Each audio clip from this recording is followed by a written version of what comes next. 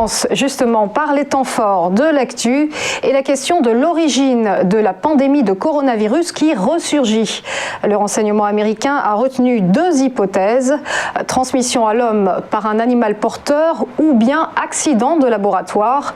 Ces deux théories sur l'origine du Covid-19 sont partagées par trois services du renseignement américain. Plus précisément, deux services émettent l'hypothèse d'une émergence naturelle via un contact humain avec des animaux et le troisième, celle de l'accident de labo. À ce jour, pas de scénario qui soit plus probable que l'autre, estime la direction du renseignement américain. Le renseignement qui doit fournir au président Joe Biden un rapport complet et définitif sur l'origine de la pandémie d'ici 90 jours. Washington qui, par ailleurs, a demandé à l'OMS une nouvelle enquête en Chine. SCOR aurait-il manipulé son propre cours? À cette question, l'AMF n'a pas répondu par l'affirmative. L'autorité des marchés financiers qui s'exprimait sur des suspicions au sujet du réassureur a déclaré ne pas disposer d'éléments étayant ces accusations. C'est le parquet national financier qui avait sollicité l'avis de l'AMF sur la question. Les soupçons qui portent, on le rappelle, sur une possible manipulation de cours résultant du rachat par SCOR de ses propres actions entre le 25 octobre et le 10 décembre 2018. C'est l'assureur Covéa qui avait porté plainte au pénal en mars dernier contre Denis Kessler. Enfin, vous en serez peut-être bientôt débarrassé. De quoi parle-t-on? Eh bien, de ces petites pièces jaunes et oranges, les centimes. Peut-être les perdez-vous, les accumulez-vous.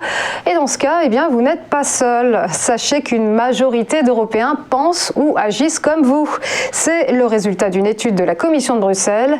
Une majeure partie des citoyens européens qui se prononcent même en faveur de la suppression pure et simple des pièces de 1 et 2 centimes. Peu pratique, envahissante et chère à émettre, ces petites pièces vont donc éventuellement disparaître d'ici la fin de l'année. Autre solution envisagée, la règle de l'arrondi à 0 et 5 comme en Belgique. Mais à l'échelle des 27, on redoute la perception d'un effet inflationniste de cette mesure si celle-ci devait être choisie. On passe au point bourse et petit rappel de la clôture des marchés financiers hier. Journée radieuse pour le CAC, plus 0,69%.